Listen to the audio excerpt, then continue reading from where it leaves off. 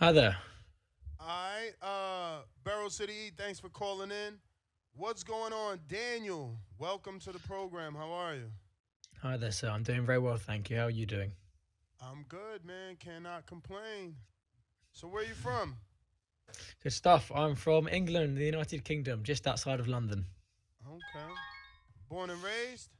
Born and raised. So yeah, a lot of stuff going on in the UK boxing scene at the minute. Of course, we had Conor Benn, Chris Eubank Jr. at the weekend. I was there in the stadium reporting for that. So a great experience and a great night, and on to a great card in Riyadh this Saturday night.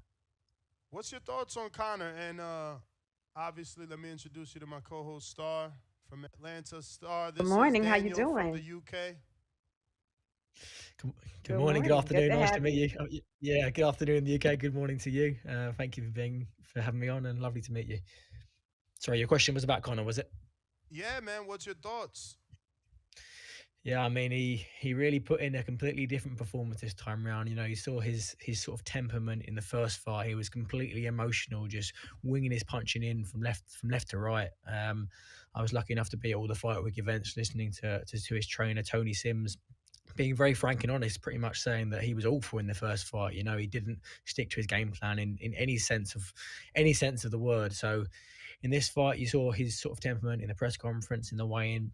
He wasn't getting aggressive. He wasn't pushing and shoving and trying to take Eubank's head clean off, in his own words. He was sticking to the game plan, putting in a composed performance, and he stuck to that on Saturday night. And you'd find it difficult to give Eubank more than, well, you give him pity rounds if you're being honest with you. He just wasn't the same Chris Eubank Jr. you saw in the first fight or in previous years. But a very composed performance from Connor and a well-deserved victory. Well, you said he wasn't the same as the first fight. Do you? I guess there's a lot of people saying that the weight cut had a lot to do with the performance and that he couldn't be himself because of the weight cut. What's your thoughts on that? Do you think he made weight properly, being as though you were live in the building? I'm sure you got to see him in person for the weigh-in. What were your thoughts on the weight cut, and do you feel that Eubank was 100%? Well, there was a lot of talk about the weight cut in the week. Obviously, we saw his posts on social media a day out from this weight cut. Obviously, he got fined last time from the British Boxing Board Control for posting his weight cut videos online. Didn't deter him from doing the same thing this time. We saw him in his sweatsuit posting the same thing. He seemed to make the weight much better this time. He looked better in person. His face and his body was a lot more filled out than it was last time.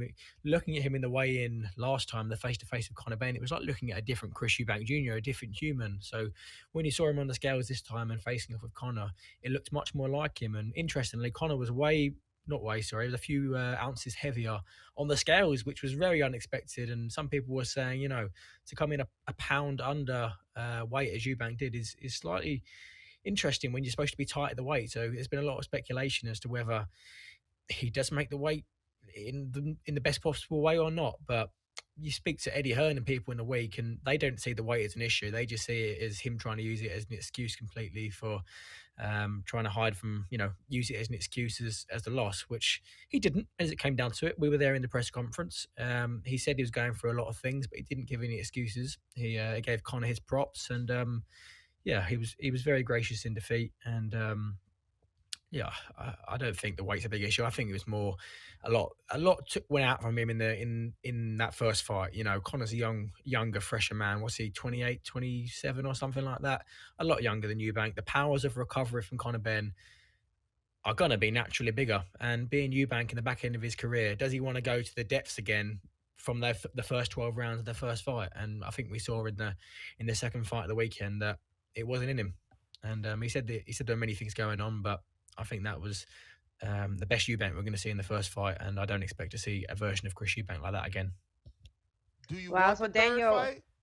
I'm sorry, Star. oh yeah, Sorry, I so mean, Daniel, sure.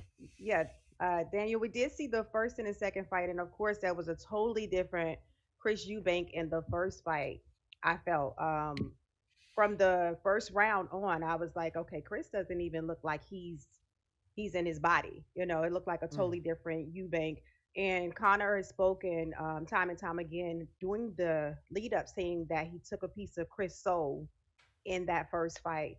Do you feel like the first fight just took a lot out of him and he's just a different fighter now? Well, I do, yes. Yeah, you mentioned from the very first round, even on the commentary, but you didn't even have to listen to the commentary to see that. You could see just the way he was conducting himself, his body language, the way he was operating the shots. There was no speed in the shots. He was like he was just throwing them as arm punches for the sake of it. I really do think that first fight took a lot out of him. You know, he's in his what's he mid 30s now. He hasn't reached the heights of what he wanted to reach with a full recognized world title. You know, he was saying he's the IBO champion. It's not obviously a belt that's hugely respected in the divisions.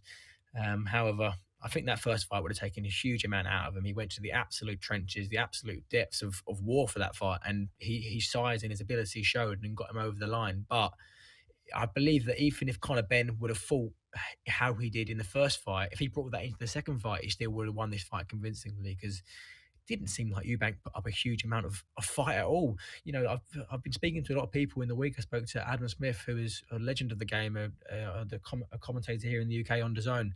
Um, would that version of Eubank be in the UK? We've got the British and Commonwealth middleweight champion. There's George Liddard. I'm not sure how familiar you guys with him in America, but there's a lot of low level guys that if they put in a performance how they normally do against that version of Eubank, I don't think he would have beaten mid to low level English or Commonwealth champions. It just wasn't the same Eubank in there. That fight took so much out of him, and he didn't perform how anybody has seen him perform in the past. Absolutely, absolutely. I feel you because I'm just like I said, he just looked like he was just a shell of himself. So not sure if more time will help him or if he'll come back, but I definitely think that he wasn't ready for this fight at all. I don't see a trilogy because they neither of them seem interested in it. Connor seems very focused to go back to 147 and take over that division. Is that what you're getting as well from Connor?